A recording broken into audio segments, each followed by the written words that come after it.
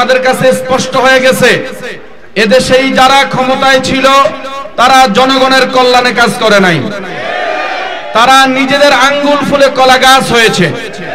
তারা বাংলাদেশে থেকে লন্ডনে বেগম পাড়া গড়ে তুলেছে। আমরা স্পষ্ট বুঝে গেছি এই ধরনের নেতা নেত্রীদের মাধ্যমে বাংলাদেশের জনগণের ভাগ্যের পরিবর্তন হবে না। সুতরাং আগামী দিনে এদেরকে আমরা আর ক্ষমতায় দেখতে চাই না। আওয়ামী লীগকে যেমন আমরা বিতাড়িত করেছি, এরাও যদি সামনে এদের দখলদারিত্ব, চাঁদাবাজি, টেন্ডারবাজি যদি বন্ধ না করে, এদেরকেও বাংলার জমিন থেকে বিতাড়িত করা হবে। আগামী দিনে আমরা পীর সাহেব চরমনাইয়ের ক্ষমতা দেখতে চাই। আমি আপনাদের কাছে, চৌমুহনীবাসীর কাছে সহজ একটা কথা বলি, বাংলাদেশে ইসলামী আন্দোলন ব্যতীত আর যত সংগঠন, যত দল রয়েছে, কেউ না কেউ, প্রত্যেকেই কোনো না কোনো ভাবে ক্ষমতার স্বাদ ভোগ করেছে, সংসদে গিয়েছে। কিন্তু আমরা দেখতে পেয়েছি বাংলাদেশের এরা মুসলমানদের নেতা মনে করে এদেরকে, ইসলামী মূল্যবোধের সরকার দাবি করেও এদের সংসদে থাকা অবস্থায় মদের লাইসেন্স দেওয়া হয়েছে, পতিতালয়ের লাইসেন্স এরা দিয়েছে।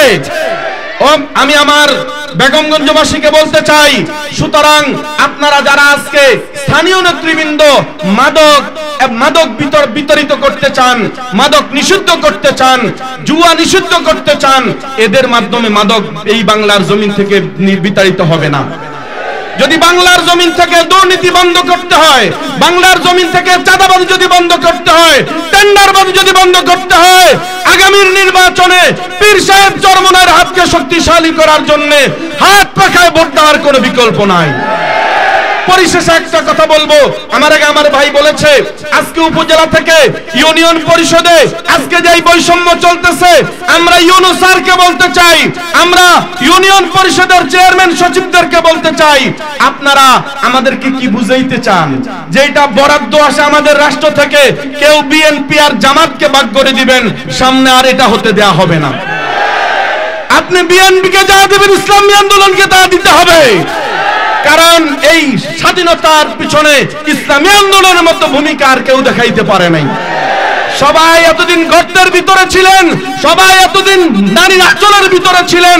পীর সাহেব চরমনাই নিজের মায়া ত্যাগ করে, নিজের বুকের মায়া ত্যাগ করে পীর সাহেব চরমনাই যখন ময়দানে নেমেছেন, বুলেট খেয়েছেন ইসলামী আন্দোলনের ছাত্ররা।